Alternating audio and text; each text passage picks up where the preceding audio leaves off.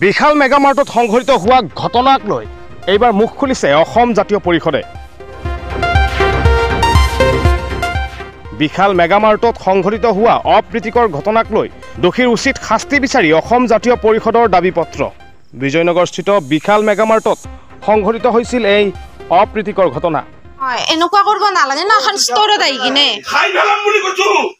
কে ঝুপি book ফালি কে ভাষা কোৱা নাছিলো ইমান মই তাৰ মা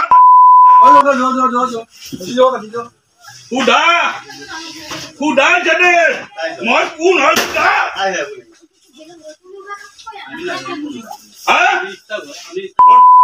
তোমালোক ব্যৱহাৰ নাজানা ষ্টাফ কথা নকবি বুলি একদম মাৰি পেলাম বুলি কৈছো। বাহিৰত অলবাটৰ বাহিৰৰ পৰা মোৰ নাম জুৱেল মজুমদাৰ, ফাদাৰ নাম নিজামুদ্দিন মজুমদাৰ।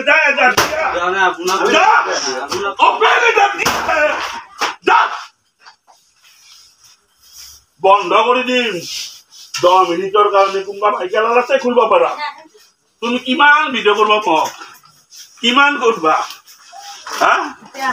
কিমান কৰবা? তাক তোমালোকে দাদাগিৰি দেখুৱা নেদেখুৱাবা। কাম কৰি খাইছো, দণ্ডা ডিউটি কৰি খাইছো।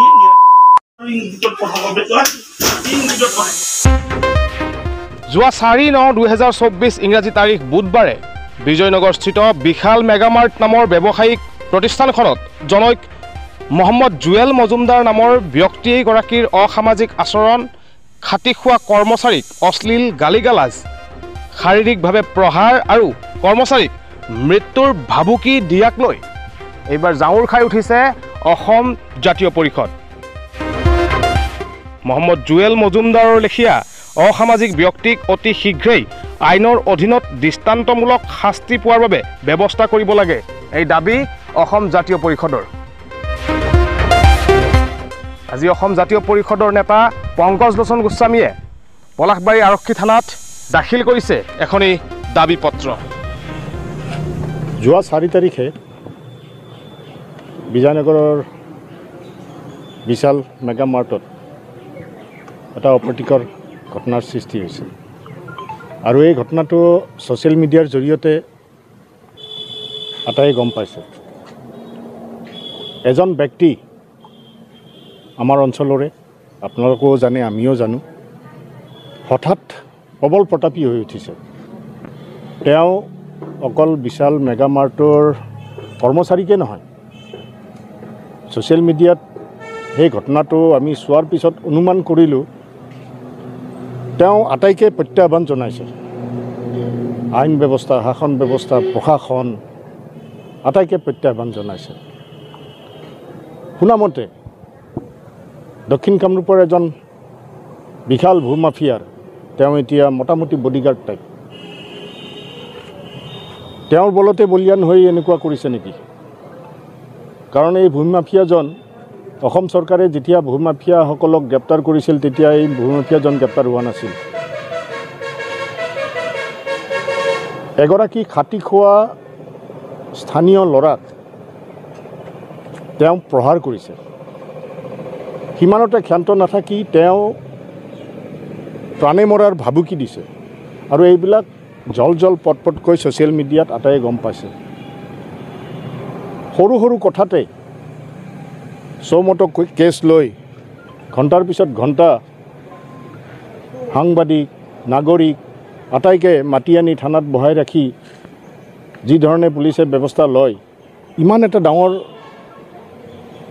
অপৰাধ সংঘটিত কৰাৰ পিছত এই মানুহজন আজি 3 দিন ধৰি কেনেকৈ বাহিৰত আছে।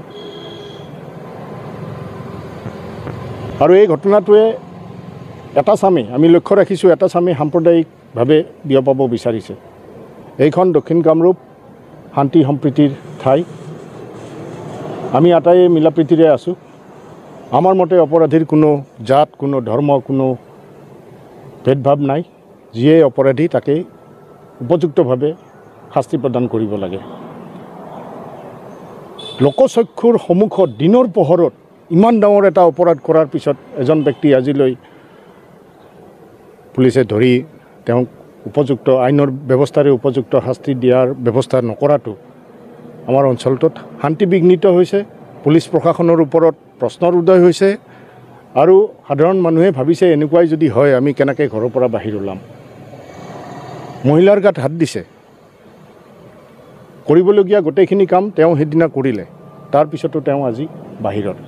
এইটো আমি তীব্ৰ ক্ষোভ প্ৰকাশ কৰিছোঁ আৰু আমি অসম জাতীয় পৰিষদে ইয়াৰ সুব্যৱস্থা বিচাৰিছোঁ, দেশৰ নাগৰিকৰ নিৰাপত্তা বিচাৰিছোঁ, দক্ষিণ কামৰূপৰ নাগৰিকৰ নিৰাপত্তা বিচাৰিছোঁ।